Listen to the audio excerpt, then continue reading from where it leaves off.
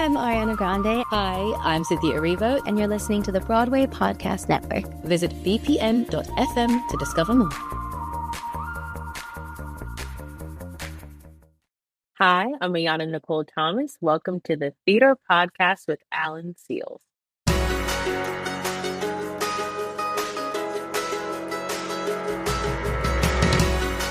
Hey everyone, welcome to the Theater Podcast. I'm Alan Seals, and our guest today is Ayanna Nicole Thomas, who's currently making magic 8 times a week as Rose Granger-Weasley in Harry Potter and the Cursed Child on Broadway here in New York City. She got her start performing in art schools out in L.A. and then ironically made her way through L.A. back to New York to study musical theater at the Manhattan School of Music. Then right before her senior year, she left college to make her Broadway debut in How to Dance in Ohio, a show that ended up hitting very close to home for her in the best possible way. And of course, we're going to dive into her neurodivergence, and we get into why she left school, what it was like getting diagnosed with both ADHD and autism, and how those things helped her better understand herself, both on stage and even off. We talk about how she keeps her character in the theater, and then she just hops on the subway home. You know, it's really good to have that separation, and even what it's like navigating the chaos of a massive production, backstage of Cursed Child. She's just insightful, honest, and funny, and so much fun to talk to. So everybody, please head over to Spotify or Patreon and watch the full video version of this episode. But everyone, please enjoy this episode now with Ayanna Nicole Thomas. Here you go. 1, 2, 3.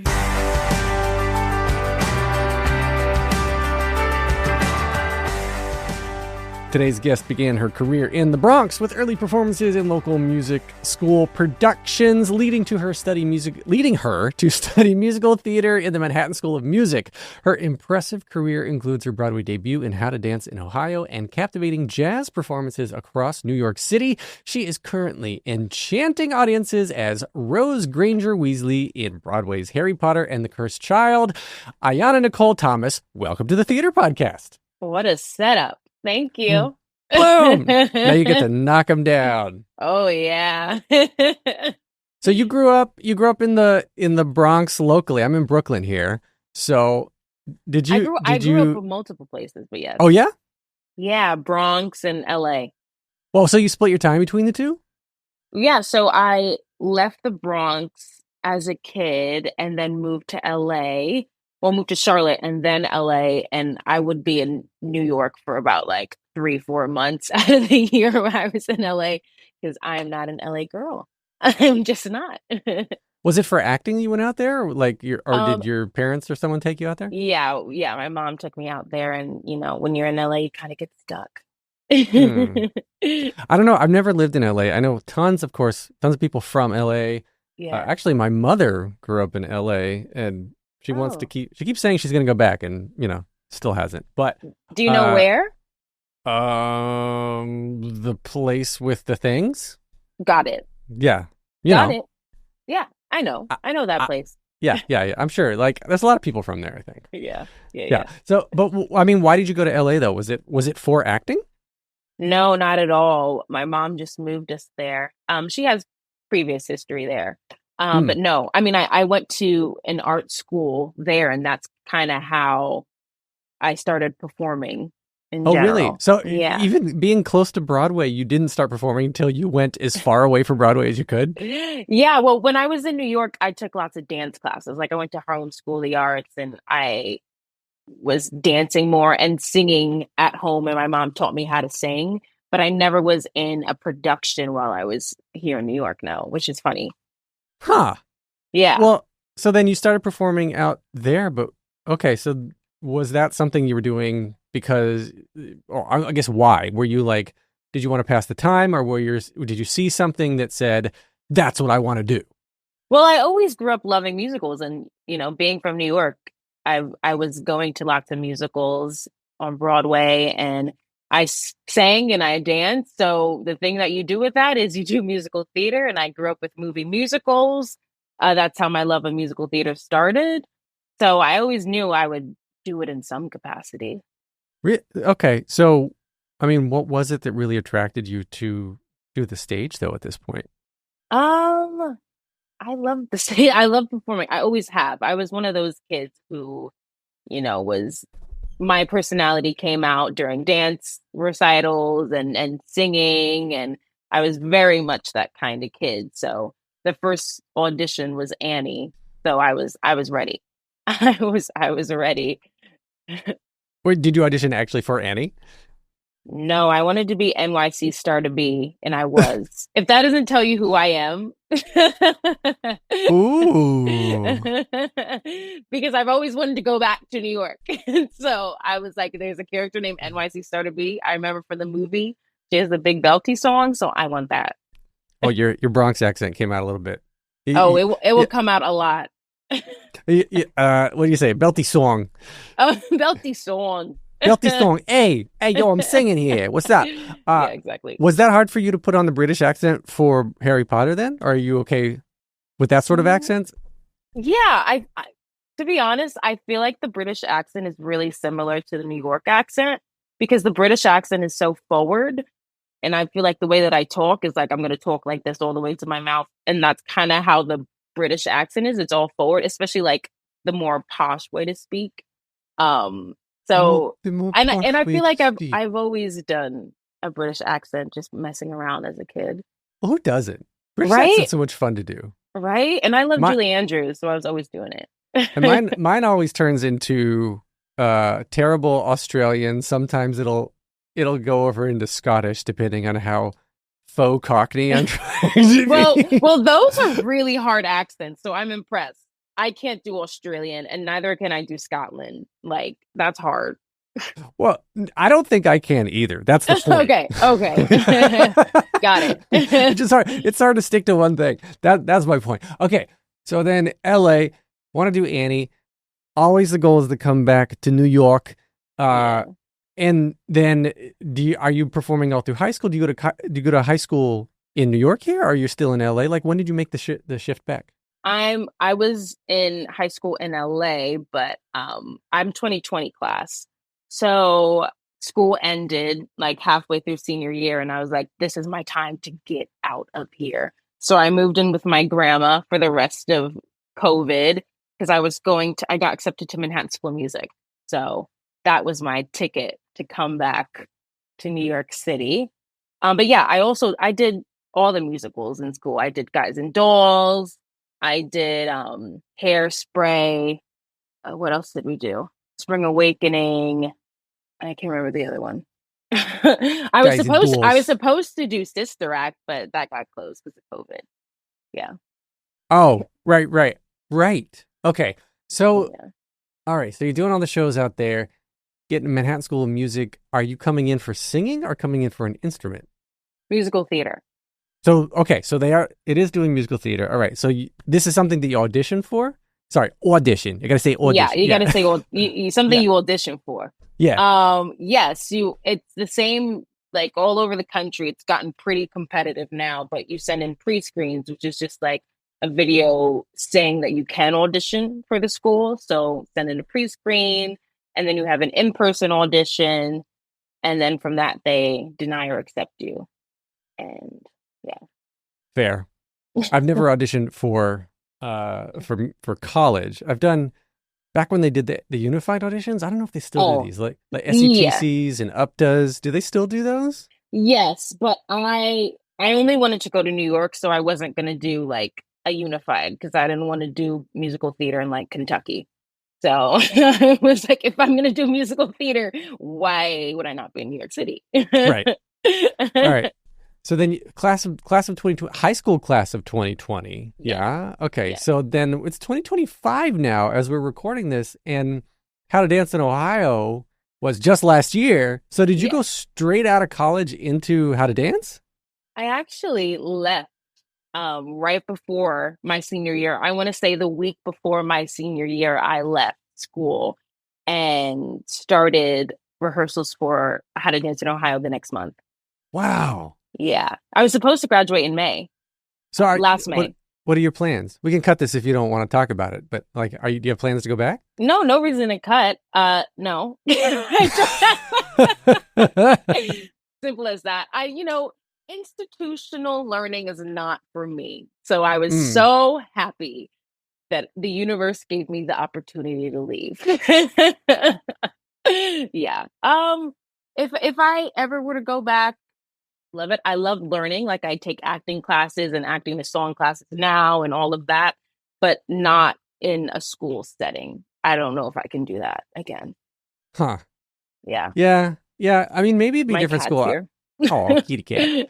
I don't particularly, I mean, I don't advocate one way or the other for school or not for school because everybody's got their own journey and their own path and whatnot. But, maybe it would be a different school that would give you more like credit for hands-on sort of thing. Yeah. Because I agree, institutionalized learning, like people's brains just don't all work the same. And No. so there's some people that I've talked to on this podcast, right? They got accepted to the dream school, and then the week before they leave for their freshman year, they get an offer for Broadway and have never been to school. Like it just happens how it happens. Yeah. Oh, kitty cat, kitty cat in a video. She hears me talking and she just wants to be with me. Aw. But yeah, Broadway is a lottery system, and everyone hears that. And I feel like the musical theater college program is so new and it's so competitive now. People were getting on Broadway just by auditioning like 15 years ago. So Mhm. it's a recent thing. Yeah. Yeah, I get that. I mean, there's stepping stones, right? That if you don't have an in, or if you're coming from a place where you don't know people or you don't have the experience, like education and classes and whatnot, they're a great way to make the connections. Because I think, I say it all the time, and we hear it all the time in these interviews, that getting on Broadway is not just showing up for an audition. First, you have to know about the audition, but you have to be prepared before you know about the audition so that you can go there and nail it. So there's all these steps that you got to do ahead of time. So however you want to spend your time and your money to get the auditions, to find out about them, to find the representation and be prepared, whatever works. Right. You have to make your own path, and you have to figure out how to be prepared for this uncertain type of community that is theater. There's no right way because Broadway is uncertain. We just had a global pandemic where it's shut down. So nothing is for sure. Right. But then, so How to Dance in Ohio, you're making your Broadway debut in such a unique and special show. Yeah. Like, what was that like for you to be part of this cast that celebrates such diversity and personalities? Like, it celebrates neurodivergence on stage.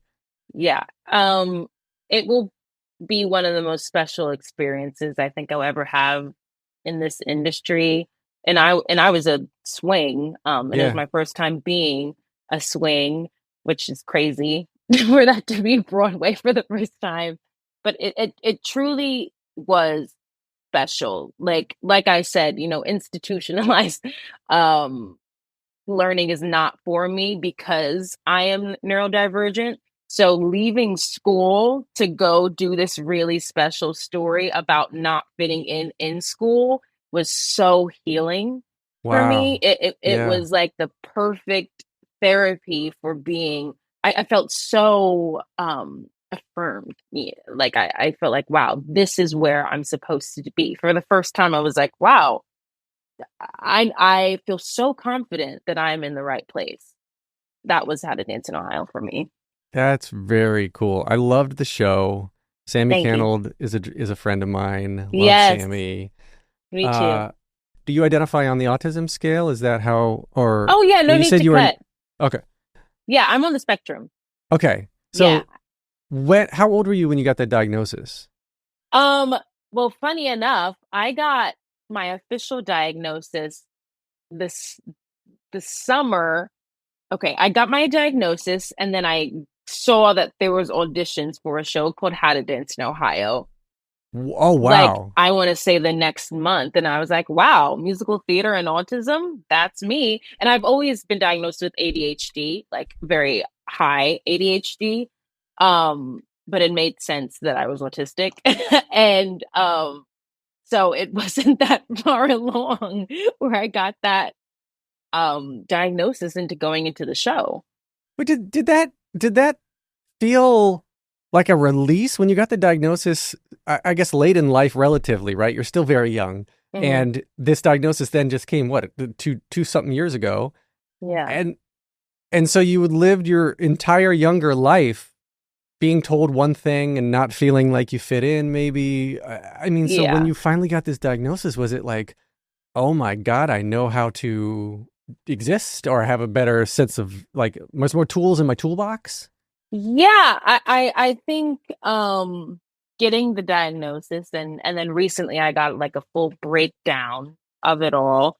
It was very validating. It just made so much sense because I've always known that I had ADHD. I was diagnosed pretty early with that. But certain things and certain times in classrooms and certain, like personal breakdowns and stuff like that, I couldn't really pinpoint what that was. And that comes with frustration because I couldn't understand what was happening with me. So knowing, knowing the name of it, I get less frustrated because I know and I'm not in the unknown. One of the things about autism is autistic people want to be in the know. Like I have expectations, and when my expectation isn't met, I freak out. So now I have an answer because I love answers and I love a why. That's really interesting. Yeah. I wonder how many people are misdiagnosed with just ADHD like that. Oh, so many. And especially, women. A lot of women get diagnosed with autism later in life. Huh. Yeah. The rehearsal space, the actual and not the the physical space too, but the emotional space that was created by Sammy and the team for How to Dance in Ohio. I know it was one of incredible safety where everyone was okay to speak up and there was like quiet spaces and fidget toys and things like it was pretty non-traditional when it comes to a Broadway rehearsal space, right? Yeah. So in your shows since then, and even now with Harry Potter, is that something that you try to incorporate, or do you need that where you are on the spectrum? I know every single person is different. Yes.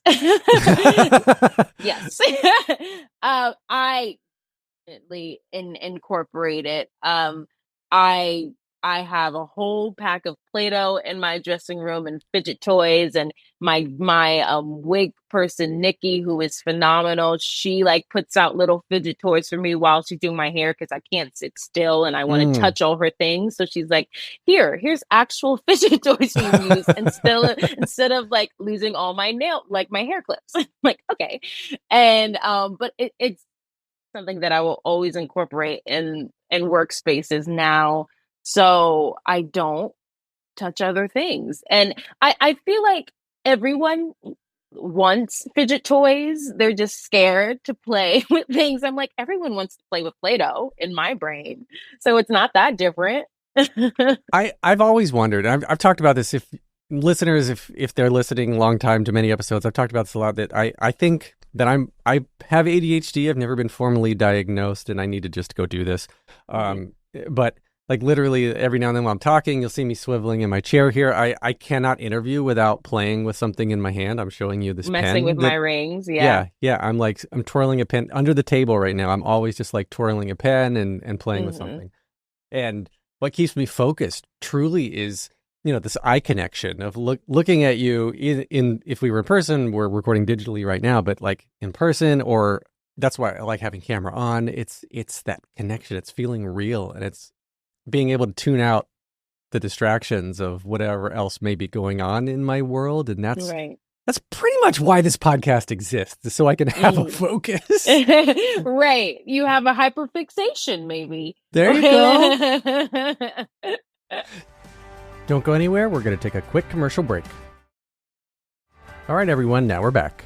What was it? It was about 10 years ago now, 10, 11 years ago. I was diagnosed with OCPD, which is not OCD. It's different. It is, yes. Obsessive compulsive personality disorder. So it's essentially being unable to see the forest through the trees. And what reminded me of that is just, you said hyperfixation, because I used to do that. And now I'm on a very light dose of fluoxetine, General Prozac, to remove just this level of anxiety. Just like, as my therapist says, just take the edge off. Right. And I don't right. feel it. I don't feel like I'm not a depressed person, but it's like when I can't step back and calm myself and look at the big picture, it's debilitating sometimes. It's very distracting. Really is. It really is. It's hard to look at life like it's really hard. The brain I'm annoyed at it sometimes. Me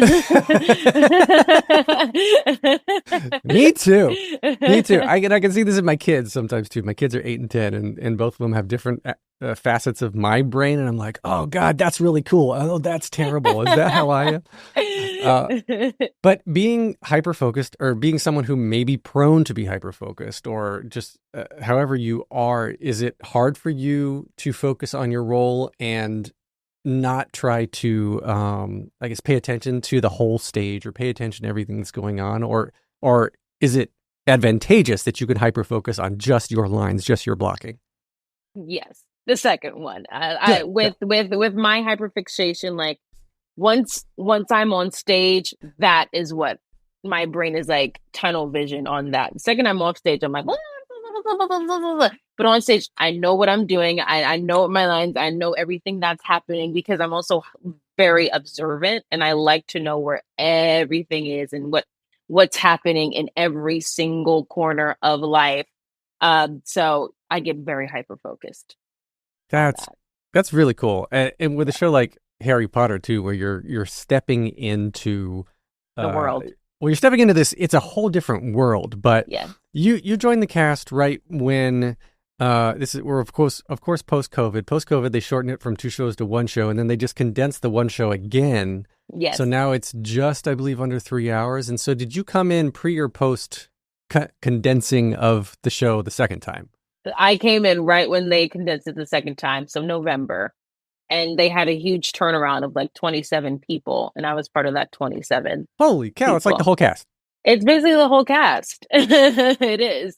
Even though there's like 30-something in the cast, it's a huge cast. Yeah. Well, is that hard for you? Well, I guess it's a fresh show for you, right? You had nothing to unlearn. Yeah. So coming into the show, though, what was your previous experience to the Harry Potter, Harry Potter? Yes. The Perry Potter. Don't say Perry. I'm Perry. laughing because that's how I talk, like backwards. That is exactly, and I'm trying so hard not to right now. My brain gets ahead of my mouth. Yes. And that's what happened. That's why I said the brain's annoying. Oh my gosh, it's so annoying. Okay, so Perry Potter, you go into this world, and what was your experience with all of it beforehand? With the story, with the books, with the movies? So I love the movies growing up. I always watched them on ABC Family when they had the marathons on the weekend. That's how I was introduced. I never read the books, and I still haven't. I probably will after, though. But I love the movies. I'm a big fan of more the beginning movies because it's still cutesy. The later ones are a little too dark for me. But yeah, I was a big fan of the movies. And before I joined, I binge watched all the movies, and it was really nostalgic. It felt so nice and good to be a kid and see what's going to happen next, even though I knew what was going to happen next. Well, I'm 44. To me, you still are a kid. You are a kid. As I'm told. I know. Listen, I don't feel like a kid. I feel 65. I know. That's how I've always been. I know. Wait till you get to be 44. You feel 165. But no, I remember being in my 20s. I was like, I got this shit. I got life on lockdown. I'm good. I'm going to rule the world in 3 years. And life has other plans. But so I mean, you're coming in right into this world that is internationally known. No matter what language you speak, no matter where you're from, you probably have heard, if not seen, Harry Potter in some form. Yeah. Or another, right? So yeah. Doing this on stage now 8 times a week in a role that doesn't exist until the stage production. Yeah. How is that different for you in terms of interaction with the audience and like the feedback you've been getting? Yeah, I think for me, it has allowed me to make the character my own, because I feel like when it's a character that the audience knows, there's such a huge expectation, and this is like one of the most diehard fans. Yeah, it's Harry Potter. It's the third biggest franchise, so these are some, they love this franchise. So having not having expectation is kind of freeing in a way, and I think the audience, they love the OGs, but I think with this show they really get to fall in love with the new characters, which I don't think anyone expects, because you come in and you're like, I want more of Harry Potter, but then you wind up falling in love with Scorpius, who is Draco's son. And that really being the heart of the whole show. So it's been nice. It's really been nice. I'm usually always scared about after stories, but this one has been heartwarming. Well, Albus Potter, Harry's son, and Scorpius Malfoy, Draco's son, the two of them in this production, right? This story, they're in high school, right? So we're 11 to 14. Yeah. 11 to 14. Okay, so it's a little bit, like freshman high school. And they too are trying, they're being put in a box. And I feel like Ginny to an extent as well. Yeah. Simply because like being the offspring of these very famous characters in this world, everyone has a preconceived notion of them. Everyone has an expectation that they have of them, and they just want to be their own people. Yes. Right? So so you as Ayanna, are you bringing yourself into this role every night, or is she coming home with you?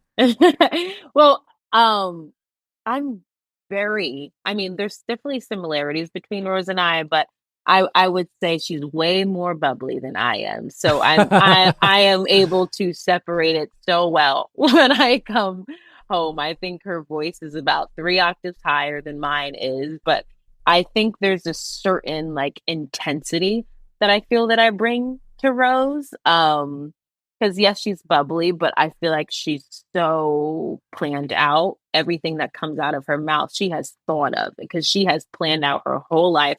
And that's just like me with expectations. I like to know what's going to happen. That's why I like spoilers. So I really relate to that. And that's definitely Rose. I feel like with Albus and Scorpius, they just want to separate themselves from their parents. But I'm so prideful of being the daughter of Hermione and Ron. I'm like, well, I'm the shit.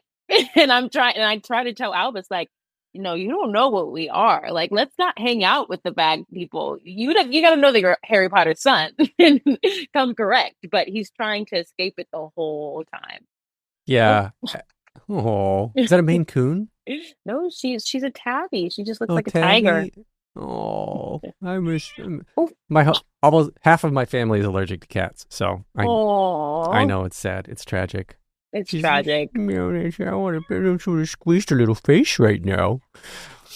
All right. So then you are doing this show 8 times a week. There's magic everywhere. There's spells everywhere. Is this nice for you to have one track that you're doing every show, or are you're nodding your head? Yeah. Swinging for me, so stressful. As someone who needs to know what's happening. Like, I give props to the swings of this show.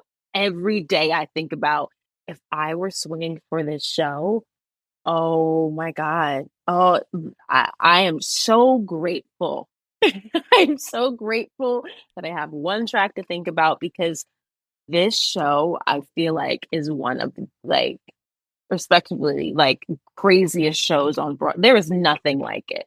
There is absolutely nothing like it. There is so much going on the whole 3 hours, and it's done by people. So for the swings to have to know kind of like the grid system that we have in the theater, and the backstage traffic and the onstage traffic, and so much of it is magic. So it's all by safety and by chance. So to know all of that safety for each track, no. That'd be really hard. I can imagine. Is that part of the rehearsal process, the backstage choreography, the backstage traffic? So that's what tech is. Tech is when we learn what the actual show is. So you kind of learn like what you do in the rehearsal room and where you enter and where you exit and the choreography and blocking. But once you get in that theater, you're like, oh, so this is the actual show, the backstage. You learn how big the stage is, and you kind of, that is when you have to solidify. You have to do this 8 times a week. You have to improv with these people every single time. Yeah. Yeah. Yeah. I just think it's so cool how the whole show is set, like every transition has got choreography. I was going to say it's set to music. It's like you're watching a movie unfold on stage. Yes, it is definitely like a movie. I mean, I feel like the music to Harry Potter, the movies, were so important. People know that theme song very, very well. And the music is so cinematic in a way. And I think Imogen Heap, who did the music for The Cursed Child, captured that so well. Like, I'm in every transition because I feel like I'm principal dancer in Harry Potter because it's so heavily dance based and the music is so important. There's even musical in the back of all the scenes, and it really fits all the moods. That's it's very, very choreographed, very purposeful, and it's exactly where everybody needs to be so they don't get hit by a fireball. Yes. Right. Exactly. Yeah, it's tough. It's tough. Yeah. So is it easy for you to come home and leave Rose at the theater? Are you able to separate yourself, or do you have like a ritual that you do when the show's over to kind of become yourself again? I think once I take that costume off, I switch right back to Ayanna from the Bronx in 2 seconds. And especially the like going on the train home after you're on Broadway is so humbling. I don't feel like Rose at all. Like, she's the rich daughter of Hermione and I'm just getting on the train to my small apartment. So yeah, it's pretty easy to separate yourself for sure. Is your training more in singing or acting or dancing, or sort of just an amalgamation of all 3? I'd say all 3, but singing is my first love. Singing is definitely, and dance is definitely like the second love for sure. Well, did you train in any of them formally outside of Manhattan School for Music? Dancing, I would say I train more formally because those classes are cheaper than singing lessons and acting lessons. Those sessions are insane. But my mom taught me how to sing because she's also a singer. And, she was background singer for a lot of artists, studio artists. And she also worked in the industry as an agent's assistant and all of that stuff. So she you're gonna be like, she's got Whitney Houston on speed dial, or did, right? Like one of those people. Well, she worked with a lot of those writers and producers. Really? Yeah. Whitney Houston's one of my favorites. Just so it's funny you said that. Well, yes. Of course. Yeah. Wow. That world, I guess that makes sense. Yeah, that makes sense why you went to LA then, because that's where that industry has to be. At that time, it had to be there. Yeah. Is that strange to think about as a 20-something young person who grew up with the internet in their pocket? I remember the days when I used to drive without a cell phone. Remember?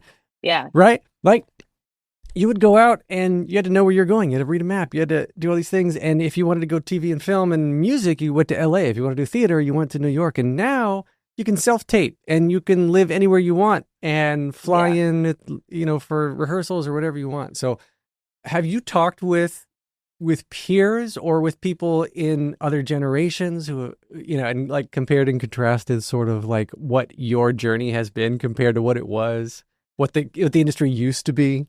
I mean, of course. I mean, all the professors at Manhattan School of Music, they told us all the time how different it was. But, I feel like I'm at the very end of all that. Like, my mom still printed out MapQuest maps, I want to say, until I was 11 or 12, because phones weren't like, the iPhone wasn't truly popular. Like that's when it was just getting popular. So I didn't really know. And self-taping, I feel like, is just now becoming the dominant thing. It's still fresh and we're all still learning how to do it. I'll say it's not my favorite thing to do. I love in-person anything because I feel like that's where you can show your personality, and they want to know your personality because they're going to have to work with you for a year. So, I've definitely heard like this is how it was way back then. And even the people who would audition on the Broadway stage, I've talked to, and how different it is. And I can't even imagine not even seeing an audition on a website first, or getting an email from my agent like self-tape request for such and such. So because that's just how it is. That's how it is. I was talking with someone the other day, and they were reminding me, like, you used to go to the theater and auditioned on the stage. Yeah. I mean, you think about A Chorus Line, the show, right? That's how auditions used to be. I know. I wonder what the new Chorus Line would be if they ever made one. Would it just be like everyone's on their laptop in a line? Is this going to be called the TikTok musical or something? Or I don't know. everyone's like standing in a line in front of a ring light. That's what it's going to be. Everyone's in a line. Everyone's got their own ring light on their phone, or talking into their phones. Yes. Right. And then the casting director is like swiping through a tablet, because I don't even bring. Do people even bring printed headshots to auditions anymore? I mean, I guess you do, but you don't need them. You don't need them. Yeah, but callbacks, they still ask for the printed headshot and resume. Yeah, I don't know. I just read something the other day, and it was just, I was like, "You want my headshot?" Like, no, we got it. That's all digital. I'm like, really? All right. Well, I printed 20 copies. I used to print 200. Oh my gosh. I mean, yeah. When I was acting regularly, it was 2002 to 2007, 8, right? Mm-hmm. And yeah, it was like just mailing out headshots and dropping them off, and everyone in the room got one when you went into an audition. So you go to a single audition, if there's a room with 5 people across the table, you handed out 5 headshots sometimes. Wow. So yeah, just, get off my lawn. Get off my lawn, you youngin'. Young whippersnapper. We're going to take a quick break for a few commercials. All right, everyone. Welcome back to the episode. So, speaking of young, it's a terrible transition. We're going to go to Plot in 60 Seconds. Have you listened to any episodes? Do you know what's coming? Oh, no. What's coming? I'm scared. So I have a list of 16 popular musicals. You will give me a number that is 1 through 16, which will choose a show off of my list. And then you have 60 seconds to give me the plot to that musical. Okay. All right. What's the number? 1 to 16? 1 through 16. Okay. Go ahead. 8. All right. That is Rent. Go. 60 seconds remaining. A bunch remaining. of people who complain about not paying rent even though they come from rich parents. Their friends from the bottom of Manhattan. But then AIDS. 45 seconds AIDS remaining. Epidemic. So it's sad. But they're all together and they love each other. And there's a turned lesbian who was with her nerdy boyfriend, remaining. but then she wanted a black girl. And she also had a fundraiser. She had a fundraiser for something where she did a moo something.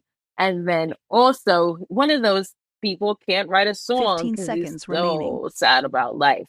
There's also a stripper, Mimi. Someone dies and they sing. 5. Good. 4, Good. All right. 3. All right. 2. I'll take it. And 1. she put on a concert, she mooed, and then she became Frozen and Wicked or something, right? Wicked and Frozen. Yes. Wicked and Frozen. Yeah, okay, whatever.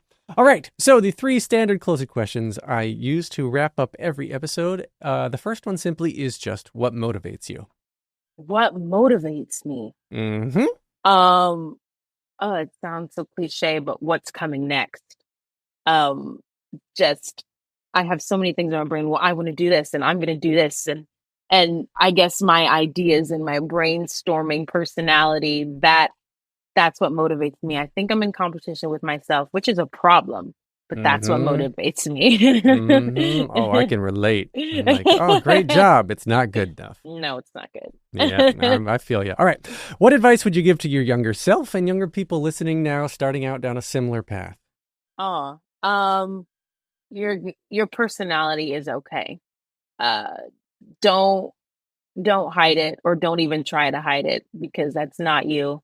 And it's actually going to work out in your favor, because no one wants to work with somebody that's boring.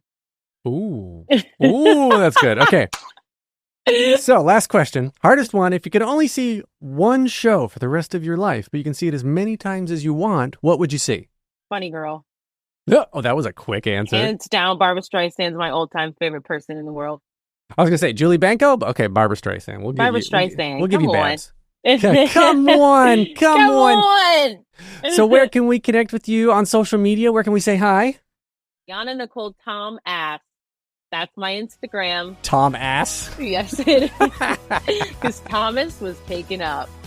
So that's like TOMASS? Yes. All right. I think that works for me better, though. Okay. A-N Thomas. All right. Yes. Well, good. And you can connect with me on Threads, Instagram, TikTok, Facebook, all the places. Leave a rating and a review wherever you are listening. You can leave comments now on Spotify, which is very cool. Jukebox the Ghost is giving us the intro and outro music. And Ayanna Nicole Thomas, thank you so much for this Thank you. I conversation. had so much fun. Take a deep breath, make the world a little colorful.